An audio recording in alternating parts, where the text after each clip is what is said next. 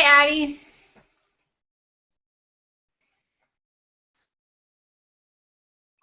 How are you? I am well, thank you. How are you? I'm doing well. So, did you decide, I know in your last email you said you were having trouble getting your piece to lay flat. Are you redoing that book piece, or what are you working on? Oh, well, I just sent it to you. I don't know if you got it, but Oh. I finished it and I'm so happy with it. And I don't have it under together yet because I wanted to get feedback first before I stuck it together permanently. Because it's I think 3 layers counting the sewn bit, Okay, I and am. then there's one with a little flower on it with the tone on tone, and I'm not sure which one I'm going to submit. And I got onto the AP website today, so I was able to make an account. Awesome. Glad that got worked out. I'm just opening up that email that you just sent me so I can put it in here. Did it all seem like it made sense to you when you were on the AP site? Yes, it did. I have everything filled out. I just need to start uploading.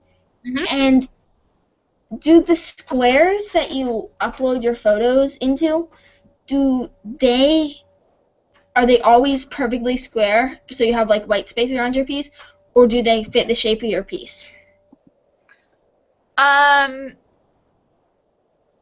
so do you mean like if your piece is a circle, or is that what you mean? Or a rectangle, like a very long rectangle?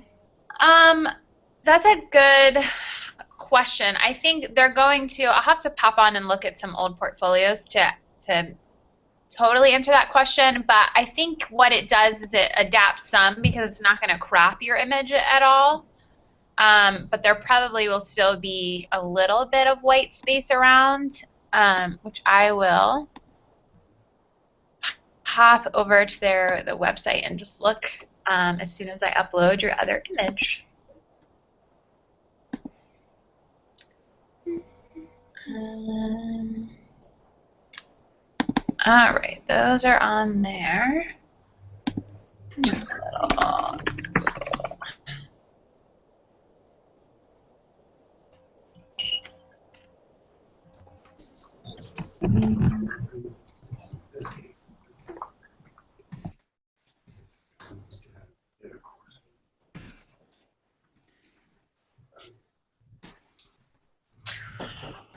Um, Hi, RJ and Kaylee. Hey, how you doing? Good. How are you? I'm Pretty just good. so Addie, what I think it's gonna do is it leaves it leaves a really like thin white border around it, almost like it would be like matted or mounted. Does that make sense? Yes, it does. Thank you. Yep. All right. Okay. So as usual, we're gonna look at your work this week, talk about it.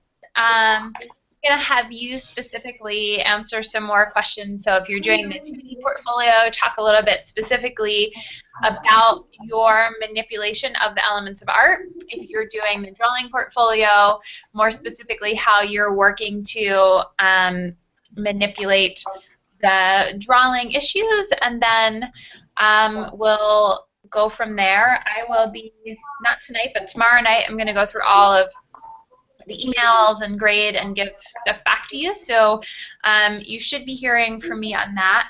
Addie, I feel like, and I can't remember if I answered you or not, so you can tell me. Did you email me a time to do a call, and did I respond to you? Yes, you did. I'm on Okay. April 27th at 3 o'clock. Okay. I feel like in my head there's someone that emailed me and I can't remember if I responded. So I responded to you. Kaylee, I responded to you, right?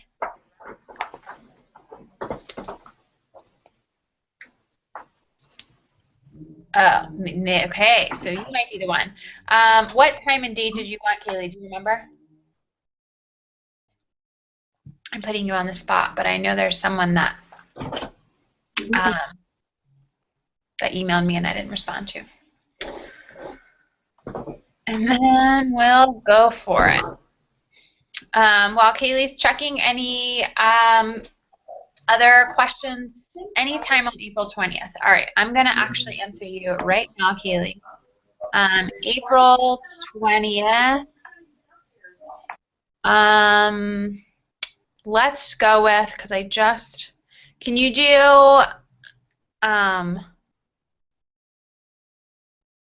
do 6 o'clock, or is that too late? I just PA homeschooler. Okay, awesome. I'm going to put you down for that.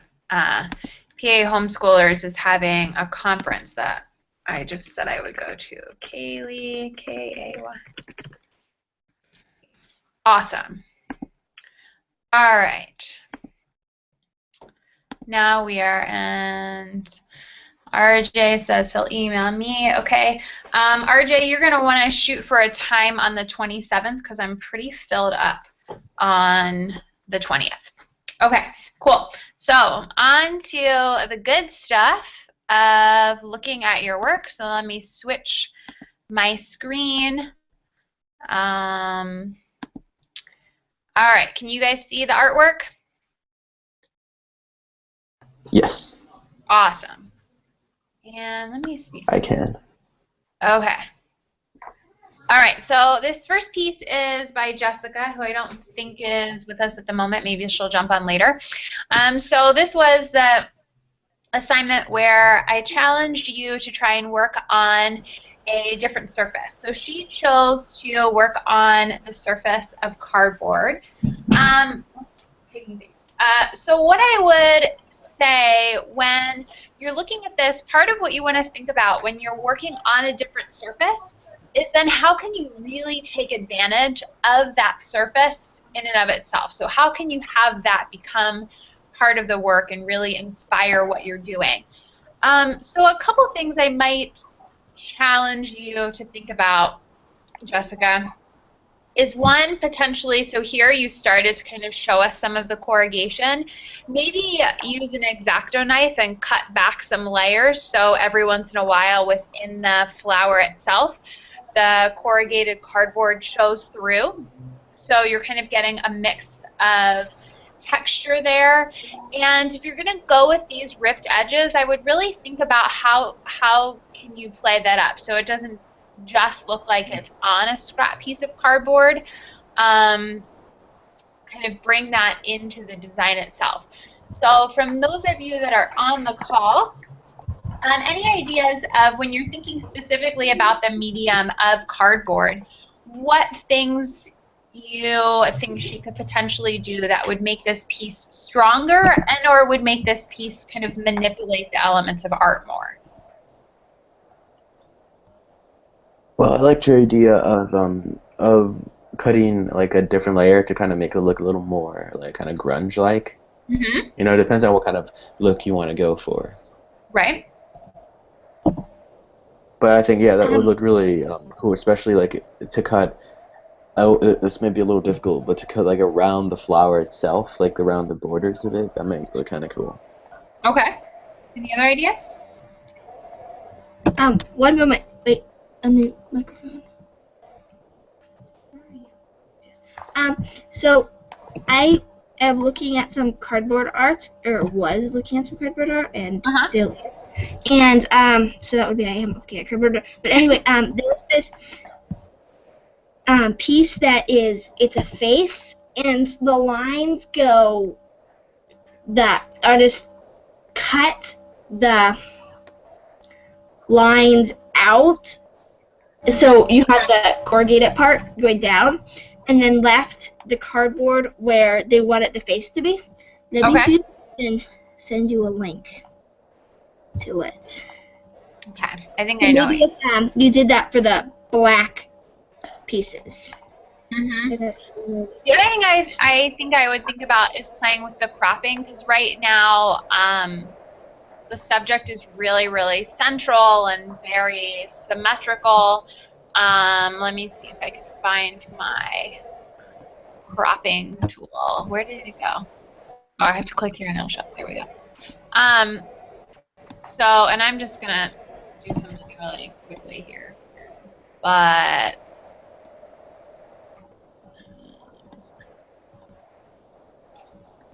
so even like that really quickly makes this piece kind of more interesting. The eye moves around it more and it looks more finished. I would still encourage you to bring in kind of more of the playfulness of the cardboard because that's kind of the fun of actually using it. All right, on to Kaylee. So since you're on here, Kaylee, first, if you want to tell us a little bit about the surface that you actually chose to work on and why you chose that surface. I chose to work on corkboard, and I chose to work on it because I have a lot of extra corkboard hanging around, and I thought it would be a cool thing to do it on because of all the different texture on it. Mm-hmm. And so how did you feel about working on the corkboard? It was really cool because it gave it like a neat texture, so it doesn't look really perfect, but that's because it's like on the texture, so it was really fun to work with it. Mm-hmm. Cool. So when you're looking at your piece and kind of thinking about it, what elements, maybe pick 2 elements of art that you think are kind of the principal players in the piece that you worked with the most? And I'll type them in here in case we're not memorizing. So we have line, shape, color, texture, value, space, and form.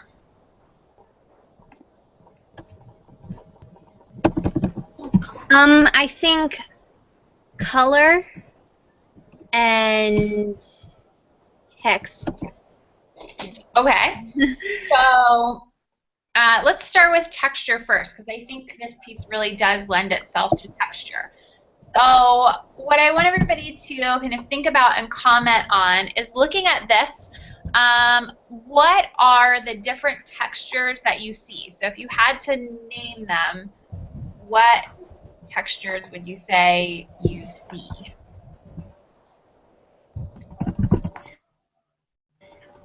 A lot of texture in the horses, manes and tails. And how would you describe that texture? If you had to use an adjective or a descriptive word, what would you use? Wavy. Okay. So we have wavy on mane and tail. What else? I see the texture of one of them. I see is of the light, kind of the light reflecting. So I guess that would be like the glow of the light. Okay, well, so glowing is a descriptive word, but texture, I want you to try and really think about if you were going to touch it. How would you describe the feeling of that? That's what we really want to think about when we come to texture. So what does the glow or what does the light look like it would feel like? Honey. Honey. And so what does honey feel like? Kind of smooth and thick. Okay, so we have smooth, thick. All right, these are getting to be some good words. What other descriptive words of textures do you think you see? I think that the horses' saddles look quilted. Okay. It would kind of feel like felt. Okay. The actual like cork board itself, Kind of grainy. yeah, has a grainy, rough texture to it. So the reason I wanted you to name all of these is, one, we talk about texture a lot, but it's always hard when we're looking at artwork to actually articulate it and identify it. And so when you get down to really realizing all the textures that are in your piece, then that's how you can really think about how can you kind of manipulate them or play with them. So the one thing that Addie brought up, which I think you could push even more, Kaylee, which could be interesting, is saying that the horses' saddles looked quilted. So I'm just blowing it up a little bit more for us. So I think that would be a great thing to push even farther. So take that idea that's already showing up there and add some detail in that really makes those look like they are stitched. So you could look at some quilts or you could look at some felt blankets, and that's going to help push so that there's a really different texture on the saddle of the horse up against the horse itself, which is always, that's a way of bringing more contrast in. Or even thinking about, so those were really great descriptors of the light looking smooth and thick and like honey. So thinking, can that be pushed even farther? And then, okay, so then you also said you worked with color, which is very true. You did. So how did you go about choosing the colors that you were going to work with? Well, I wanted to do something with like night and day. So that's why I chose a carousel, because it's like at daytime it's like not as bright, but at nighttime it's very like glowing and stuff.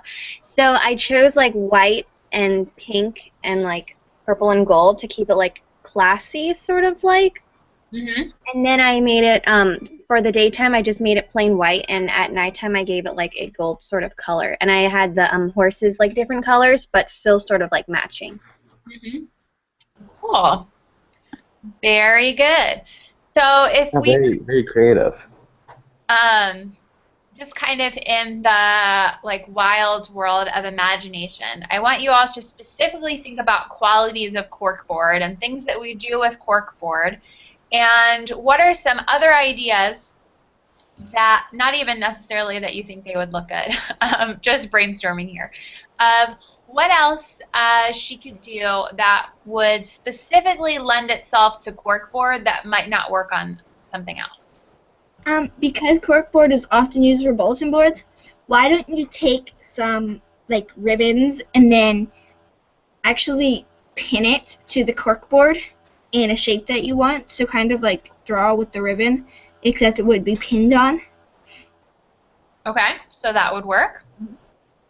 Any other ideas?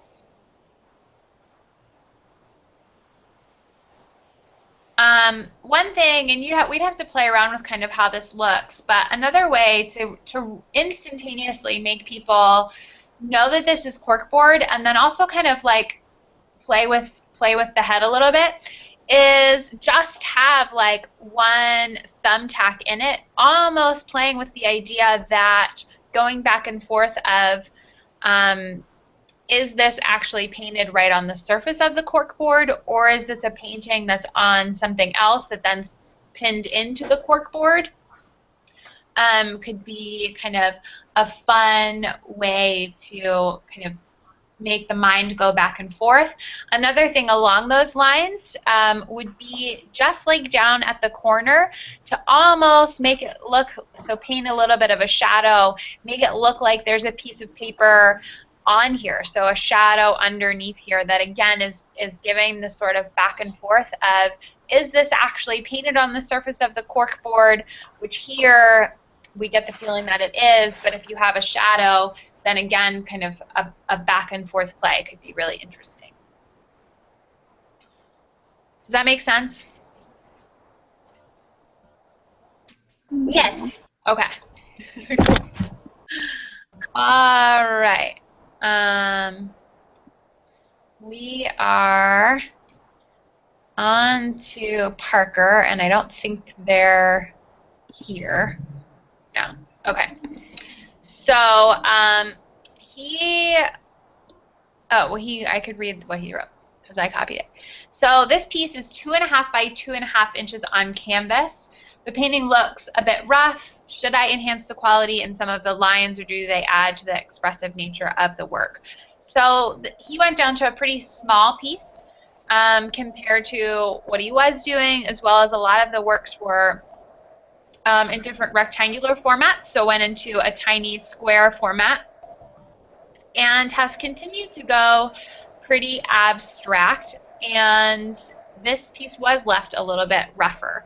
So what I want you guys to think about first when you're looking at this, and I'll type some of the drawing issues in the chat box for you, and then this will pop back up, is what in your opinion, sorry, I'm bad at typing and talking at the same time. Mark making, illusion of depth. I'm drawing a blank on remembering all of these. Who remembers the rest of the drawing issues? I can look them up. Mark making, illusion of depth, value, rendering of form is one. Oops. Rendering. All right. We'll go with those for now. So what I want you to look at, based on those four that I just typed in, mark making, illusion of depth, value, rendering of form, choose one that you feel is really highlighted and works well in this piece, and then explain why.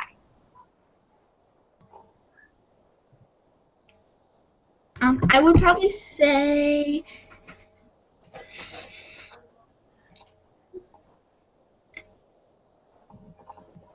probably rendering a form. Okay, and why do you say that? Because there are lots of different shapes going on, and you have straight lines and then you have the wavy lines, and also at the top you have a smear of paint, which is kind of mark making, but I still think that it creates like the form of kind of hills and then a sunset, which I think what it is supposed to be. But I like that there are kind of random lips, and then it looks like there's an eye that has like a horseshoe around it. Mm-hmm. And then there's kind of a... There's part of which I should have thrown on here. A manipulation of his piece from last week. If you remember, he had the owl, the mug with the owl, which is what this is right here, and the plate with the toast on it. Oh. You see that now? Yes. Which is kind of the fun part of abstract work. So you'll see all different things the more that you look at it. But so it definitely does have a sunset feel in the background too. Jessica says, I believe that the mark making is the strongest because he uses different thicknesses of lines. He also uses a different texture at the top than at the bottom. Yeah, so there is also a lot of mark making taking place, especially I think in like in this mug, kind of how it's broken up. And there's a good jump back and forth, so the texture that we see up here is also shown down here.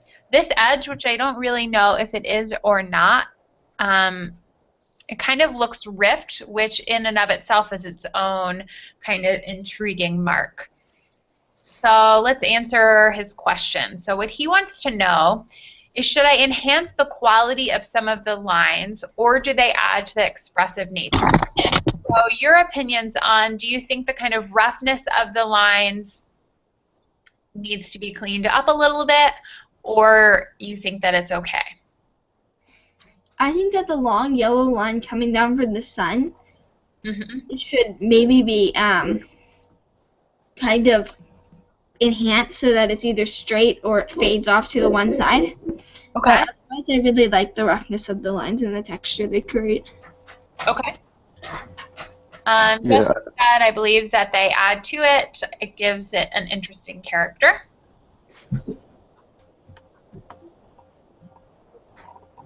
Yeah, I like the line quality. I think. One moment, I have to go get the I think it adds some uniqueness to it, you know. So one thing that I would say to maybe think about is, so you have this swirl here and this swirl here. There's something, especially this one here, that right now is feeling a little bit disconnected because the other lines have kind of a grungy, almost like harshness to them. And then there's this really like soft, delicate pink swirl that if you're going to keep that there, which is I think you can, but I would repeat this a few more times so that it becomes a little bit more of a texture. So bringing in a couple more swirls, and they can be in this same pink color, that even potentially overlap this edge a little bit, pulling into this pink, so that they are breaking up this space and creating their own texture. I think that's going to help that mark in of itself. to look more intentional and more unified in the whole piece, because they're kind of jumping out right now. But the other lines, the roughness is fine, because the roughness looks intentional and it's rather consistent. So it does feel like this was more about like really quick, bold brush strokes, and it does have the expressive nature to it. So those are my thoughts. So this is Jared's. And he did kind of the same thing. So this piece over here is what we were looking at of his last week, and he kind of transformed it into something else, but used it as his inspiration for the next piece. So what he wants to know is if the transformation can be seen between the new work and the old work. And then, does this piece reveal my flexibility with different art styles and materials? So what I want us to talk about first is, do you actually see the connection between the two? Do you see how one inspired the other and the transformation between the two? Because they are side by side, yes, I do see the transformation. But I don't think that when they are a few pieces apart, they will look the same. Okay. The painting might be a little similar, though. Jessica says, yes, I like how it transforms from realistic to abstract. I think because the money is probably the most identifiable piece to it, that I think seeing the money in each image, people would start to see the connection and see the two coming back and forth. And it definitely is a good way to show that you can do different styles. You're showing that you've taken the same subject matter and are presenting it in a completely new way. It tells a different story and a different feel. It also, I think, is kind of interesting because we so often associate piggy banks with childhood and when, you know, you're saving your money and sticking it in your little piggy bank. And there's something about this piece that has this piggy bank, but then at the same time feels kind of sophisticated and grown up. And then this piece makes it go back into a little bit more of childhood and playfulness. So it's also an interesting juxtaposition of the content that is in the artwork and the story that you're telling with that in and of itself. So yeah, I think we see the transformation, and this is definitely one of those things as well. So just like in your concentration, in your breath, you're deciding what piece goes beside what piece when you're uploading them into your portfolio. So you can upload these so that the people that are looking at your portfolio are looking at this piece right beside this piece. So like Addie said, when she sees them next to each other, she totally sees the transformation, isn't sure if she would make that connection if they were farther apart. You can, if that's something that's important to you, then you're just going to put them right beside each other and force people to look at them beside each other, which will solve that problem. All right. Oh, go ahead. You know, I like how how everything is in the same place, but like you could visibly tell that they're the same sort of thing, but they have very different feels to them. Like just one thing I noticed, that the one on the left kind of like one word came to my head, and that's like kind of nostalgia, kind of feels like, I don't know, just sort of the colors used in it. It feels like a memory almost. Mm-hmm. And this is another, like if you ever feel like you're really stuck for an idea, you don't know what to put on your paper, this is a really great solution. So to take something that you already have, that you enjoyed drawing, you enjoyed the subject matter, and just bring in new materials, bring in a different composition, bring in different colors, and see how you can work with the same subject matter and just change it up a little bit instead of feeling like you have to get a brand new idea. So Addie has finally done some sewing. I think you've been talking about doing a sewing piece since the class began, so I'm excited to see it really come into reality. Okay, so Addie sent me 2 different versions, which we're going to look at both because I know you wanted some feedback. So Addie says the blue, oh, you're talking about this one. The blue at the bottom looks like illustrations, like the illustrations in Radioactive. Yes, it's a book I read about Marie Curie because we were studying her for National History Day. Uh, It's a beautiful book. cool. I will have to look it up. I haven't heard of that one. Yes, definitely. All right. So this is piece number 1, and then I'll show you option number 2, and then Addie will tell us what she's thinking. And option number 2. So Addie, why don't you tell us a little bit about creating this and what you specifically want feedback on? Well, I started by doing just a face because I was kind of experimenting with different mediums. I tried painting on cardboard and stuff like that. But I decided I wanted to do something on the sewing machine. Yeah. So I did a face, and it started getting really wrinkly. And I put the hair on, and that completely ruined the whole thing.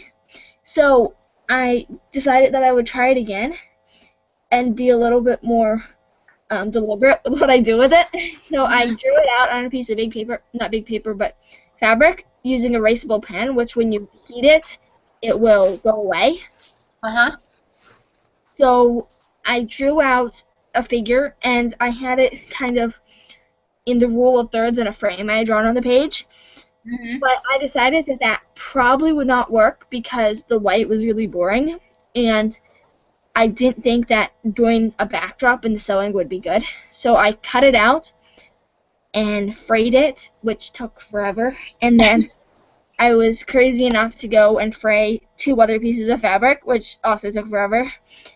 But then I just layered them, and they're not stuck together yet, so I can still move them. Okay.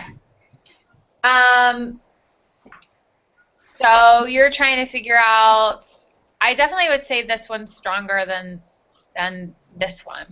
I agree. I think this is beautiful, and I would love to see you do another stitched piece if that's in you. I'm going to do it, and it's going to be chicken, and well, it's going to be our older rooster who sadly passed away over the winter, and I have a chicken feed sack, and I'm going to, it's like a chicken food feed sack. I'm going to do the embroidered piece and then layer it on top of this feed sack. Okay, because this is definitely one of your stronger pieces. Thank you. I understand. I know how long it takes to fray fabric, but I think that was a really good decision around this.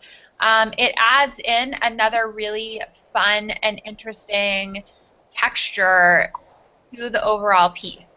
So what I want to hear from you all before I chatter is, so basically what you're trying to figure out is kind of how to finish it, how you feel about the background, correct? Yeah. Yes. So And do you think? Go ahead. Do you think she needs another eyebrow? Because I only did it on the one side. No, I don't. Okay. Thank you. 'Cause I'm kind of scared of working with the black thread. Yeah. All right. So thoughts on kind of background and it being finished. Go. Can I see that one and the other one more time? Mm-hmm.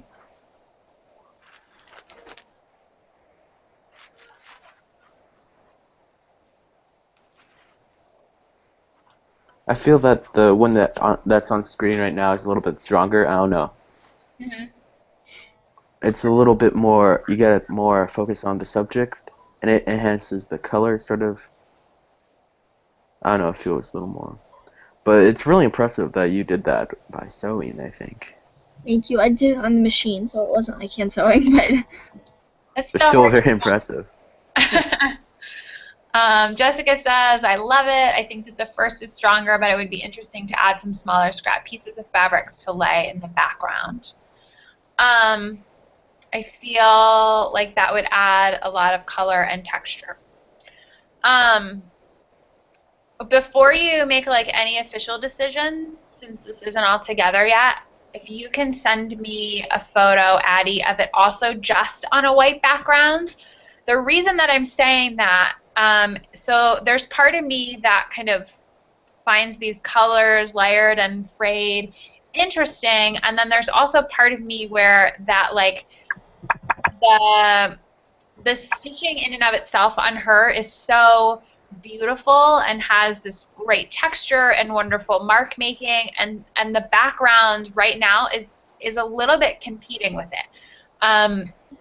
But since I have the option of seeing both before I give you my final opinion, I'd love to see it on just a white background. The other thing that I'm thinking, while you have these pieces that are frayed and layered, it's that in and of itself, I'm almost seeing like a whole nother piece happening of playing with the idea of like color field painters or really great abstraction, that you still use these pieces, these like beautiful pieces of fabric that have this great frayed texture going around them, and do just like some really quick, like free-flowing line stitching in it, and then that's like a whole other piece. Kind of like the stitching on her shawl? Yeah. Okay. Yeah. But just a little bit. So like just like a couple lines coming in through here to like break this space up. Does that make any sense? Yes, it does. And I don't know if you noticed, but the two sides are hemmed. Mm-hmm. And I was trying to figure out how big the piece of fabric would be, and I folded them under, and I decided that they looked really good instead of fraying them, so it kind of was slightly asymmetrical. Yeah. Yeah, I think that was a good idea. That's why I think that is like becoming its own, that's why to me right now they're actually sort of competing, because they both have these really interesting things happening to each other. And I kind of want to see them separately. Even like right down here, this little thread that's showing up here is becoming an interesting mark. Thanks. So you might have just found another almost finished piece. But And when I send you the white one, I'll take a picture of the back too, because the back is awesome. And when I was sewing it, that one part that was not in the embroidery hoop when I was working on the machine accidentally got sewn under. So you have like all these colors, and then you have this small piece of like blank space that is just the white material, and it's kind of cool. So you might have 3 pieces. Yes. Yeah. So definitely send me all of that. I will, and then I'll let you know what I think. But I think I already know what I think. So Kaylee says, I like the plain background on the first one because it puts more focus on the girl. So yeah, I think everyone is definitely picking this one over this one, because these pieces are kind of, again, they're sort of detracting from her and telling a different story. And when you take the amount of time to do all that stitching, like that's what that's what needs to be the star. But like this red down here, plus I'm a fabric person, so I'm getting all kinds of excited. So yes, good work. And I think that was the last one. Awesome. So let me pop back over. Hopefully I won't hang up on you like last time. It froze as soon as I did this. Okay, I came back this time. Excellent. So like I said, I will be kind of going through all of your emails, and you'll probably hear from me. I'm going to do that tomorrow night. I think Parker and Jared must have been like channeling me or something, because your assignment and prompt this week is actually focusing on the idea of transformation, which the two of them just went ahead and magically did last week, which is fine. So what I did, there's a video. You don't have to watch the whole video. You can kind of skim through, watch parts that you find more interesting. It's about 3 artists that are currently living and working, and how they deal with the idea of transformation in their work. And I gave you a bunch of different ideas as to how to actually deal with it, go about it in one of your pieces. And as usual, if you're like, I am stuck, I have no ideas, I don't know what I'm doing, shoot me an email so that I can help you get unstuck. Kaylee, I have a whole bunch of emails from you, so you've been busy this week reworking some old pieces, so I'll definitely be looking over those and giving you feedback sometime tomorrow as well. And that is pretty much it. If you haven't sent me a time to schedule our one-on-one call, go ahead and do that when you get a chance. And I think other than that, we're good. Is everybody feeling good? Yes. All right. Okay, I just Yeah, sent so a pretty link good. to another video about young artists that is amazing. All right. It's kind of random. Okay. I will do a random video. You're going to get me off task so I don't get your grading done. Oh, No, I'm kidding. I'm normally pretty good at monitoring myself. All right. Well, I hope you all have a fabulous evening, and thank you for sharing your beautiful work with us. And I will chat with you next week. okay. Thank you, Mrs. Kane. Thank you. Thank you. See ya. See ya.